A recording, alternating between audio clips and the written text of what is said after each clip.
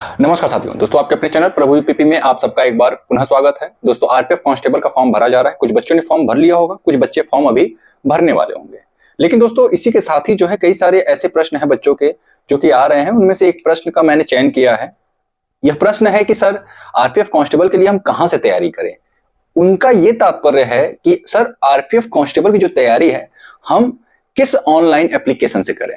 आप सभी जानते हैं कि आज के समय में इतने अधिक एप्लीकेशंस हो चुके हैं और इतने बड़े बड़े चैनल के अपने खुद के एप्लीकेशंस हैं कि बच्चे बहुत ज्यादा कंफ्यूज हो गए हैं अभी फिलहाल कि मतलब कहां से तैयारी करें, कौन सा एप्लीकेशन वाला मुझे सिलेक्शन दिला देगा। एक तो सबसे पहले तो मैं आपको यह बता दूं कि कोई भी एप्लीकेशन वाला, कोई भी चैनल वाला आपको सिलेक्शन नहीं दिलाता। इस बात को बिल्कुल आप नोट कर लीजिए। सिलेक्शन अगर आपको मिलेगा तो वो सिर्फ और सिर्फ आपकी मेहनत से मिलेगा और आपकी अपनी रणनीति से मिलेगा। हाँ, इतना जरूर मैं आपको ये कह सकता हूं कि आप दूसरों की स्ट्रेटजी के जो मुख्य मुख्य बातें हैं, जैसे कुछ ऐसी चीजें होती हैं जो आप चाहो तो खुद पे अप्लाई करके अच्छा इसको ला सकते हो। लेकिन ऐसा जरूरी नहीं कि जिसने सिलेक्शन लिया है उसकी सारी बातें आप जो है कि फॉलो करो। जो आपके काम की बातें हैं उनको आपको फॉलो करना है और फिर देखिए कैसे आपका स्कोर बढ़ता है। और रहेगी बात तैयारी कहां से करें, तो देखिए इसमें दो चीजें आती हैं।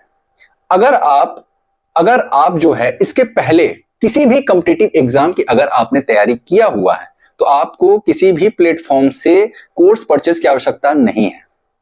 अगर आपने पहले तैयारी नहीं किया हुआ है तभी आप किसी एप्लीकेशन का कोर्स जो है परचेस करें। ये दो कंडीशन मैंने आपके सामने रख दिया है। अगर आप पहले तैयारी कर चुके हो एसएससी या फिर बैंक या फिर रेलवे किसी भी चीज का, तो आपको कोर्स परचेस करने की आवश्यकता नहीं है। भले ही आपने यूपीपी की ही क्यों ना तैयारी किया हो। यूपीएसआई की भी बहुत सारे ऐसे बच्चे होंगे जो तैयारी किए होंगे और फिर वो यूपी कांस्टेबल भी देंगे।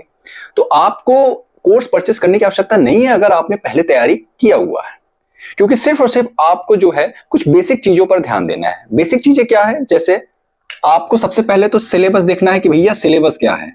आरपीएफ कांस्टेबल या फिर अगर आप आरपीएफ एसआई का फॉर्म भरे हैं और तैयारी करना चाहते हैं तो सबसे पहले आपको सिलेबस को ध्यान देना है।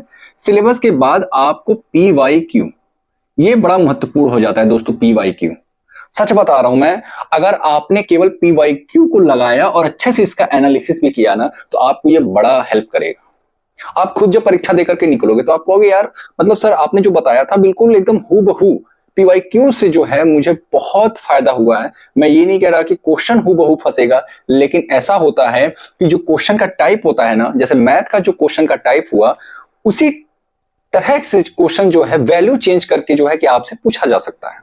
तो ये बहुत ज्यादा चांस होता है। और पीवाईक्यू से जो एक चीज का आपको फायदा मिलता है वो ये है कि जो परीक्षा का लेवल है, जो आप परीक्षा में बैठने जा रहे हो जिस परीक्षा में, उसके लेवल का भी आपको अंदाजा लग जाता है अच्छे से। और ये भी पता चलता है कि पीवाईक्यू से आपको कई सारी चीजें हैं। पहला तो ये कि आपको और क्या क्या चीजें पढ़ना है, सिलेबस के और कौन कौन से पॉइंट्स आपसे छूट रहे हैं, ये भी पीवाईक्यू के माध्यम से ही आपको जो है पता चलता है। तो ये तो रहा उन बच्चों के लिए जिन बच्चों को जो है मतलब जिन बच्चों ने पहले तैयारी किया हुआ है। लेकिन अब हम बात करेंगे जिन बच्चों ने पहले तैयारी नहीं किया हुआ है, जो बिल्कुल फ्रेशर है।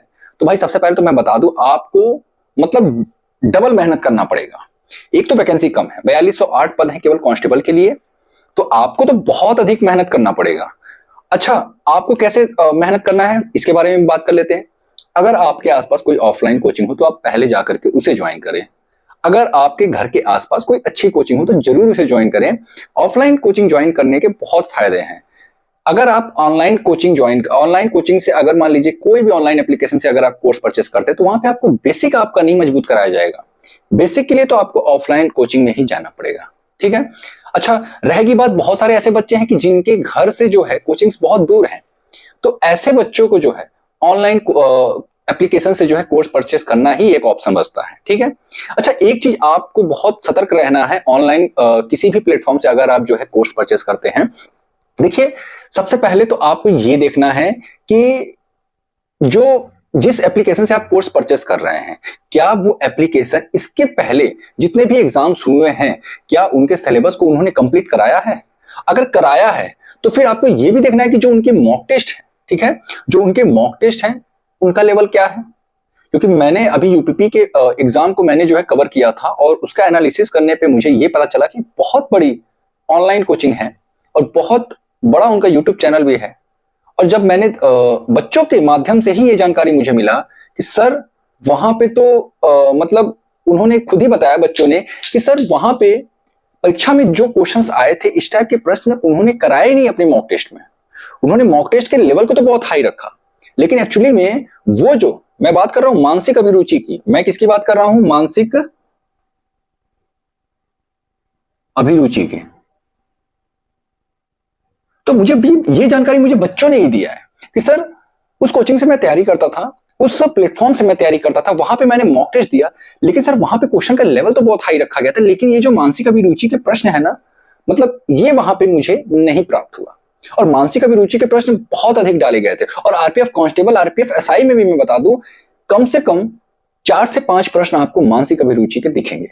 4 प्रश्न तो कहीं नहीं गए हैं, 4 प्रश्न आपसे अनिवार्य रूप से जो है मानसिक अभिरुचि के पूछे जाएंगे। तो इसके लिए भी आपको तैयार रहना होगा, ठीक है। तो ये रहा कि भाई आपको तैयारी कहां से करना है। तो तैयारी करने से पहले आपको ये देखना होगा कि प्रीवियस जितनी भी परीक्षाएं हुई हैं उसमें उस एप्लीकेशन के क्या मतलब कि रोल रहा है, सिलेक्शन में क्या उनका जो है कि योगदान रहा है, इस चीज को आप जरूर देख लें, ठीक है।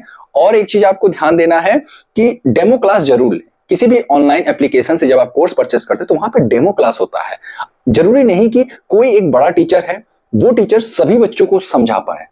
कभी कभी किसी बच्चे को जो है दूसरे टीचर की समझ में आती है और जो मतलब अनुभवी टीचर है उससे नहीं समझ में आता है। तो आपको सबसे पहले डेमो क्लास देखना है कि भाई आपको उस टीचर से समझ में आ रहा है या नहीं आ रहा है।